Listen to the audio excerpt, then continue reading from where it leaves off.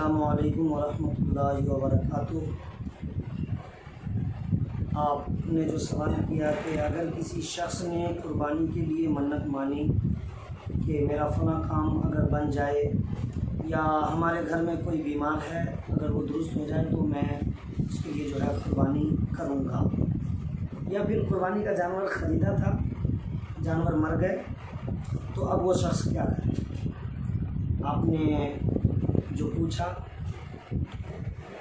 ये बहुत उम्दा सवाल है। मैं आपको बताना चाहूँगा कि बहुत सारे लोग हैं, बहुत चीज़ों में मन्नत मानते हैं कि मेरा फला काम अगर बन जाए, फला बीमारी से मैं रिहा हो जाऊँ, शिफायाब हो जाऊँ, तो मैं नमाज़ें पढ़ूँगा, चादरें चढ़ाऊँगा, फातिहा दिलाऊँगा। इस तरह के उमूर अंजाम देने के लिए लोग मन्नत मांगते हैं। तो अगर किसी ने कुर्बानी के हवाले से मन्नत मानी कि मेरे घर में फ़लाँ शख्स या मेरे वालिद साहब बीमार हैं, अगर वो ठीक हो गए तो मैं कुर्बानी करूँगा, ये मन्नत है।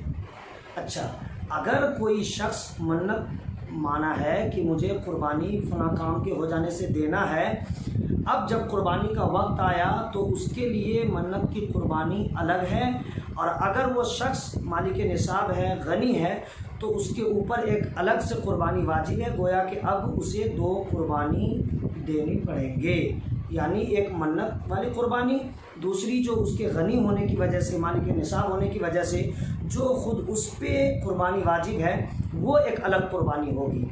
इसके ज़िम्न में मैं एक बात और बहुत कीमती इम्पोर्टेंट बात बताना चाहूँगा कि आजकल बहुत सारे लोग हैं, कुर्बानी का जानवर ख़रीदा, उसके बाद जो अपने बाप के नाम से, अपने दादा के नाम से या किसी पीर के नाम से, जैसे हज़रत ख्वाजा गरीब नवाज़ रज़ी अल्लाह ताला अन्हो या बड़े पीर हुज़ूर सैयदना गौस आज़म रज़ी अल्लाह ताला अन्हो के नाम से, या फिर खुद रसूल पाक के नाम से जो है कुर्बानी दे देते हैं।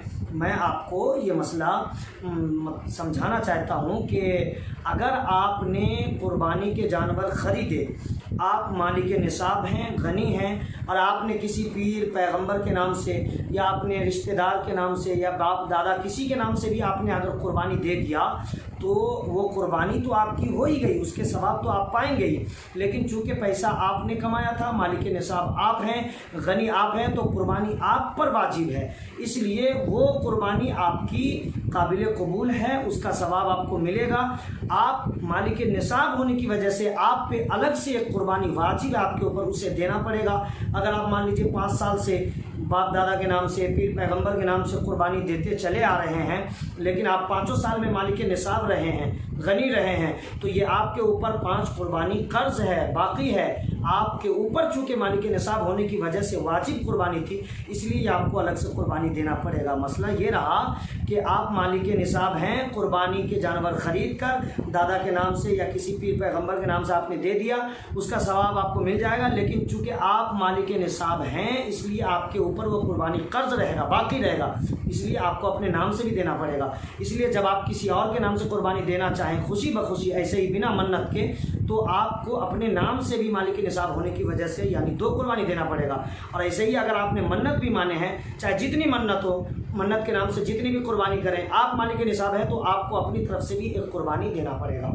सवाल आपका ये भी था कि अगर कुर्बानी के लिए जानवर ख़रीदा, वो मर गए, तो अब क्या किया जाए। मान देख लीजिए, अगर आपके घर में कोई जानवर जन्म ले, आपने इरादा कर लिया कि मुझे इस जानवर को कुर्बानी करना है, या कुर्बानी का कोई जानवर ख़रीद के लाया आपने, और आपने ये इरादा किया कि इसे हमें कुर्बानी ही के लिए हमने ख़रीदा है। अब वो कुर्बानी के वक्त से पहले, कुर्बानी के अय्याम आने से पहले वो जानवर अगर मर गए, तो आपको क्या करना है।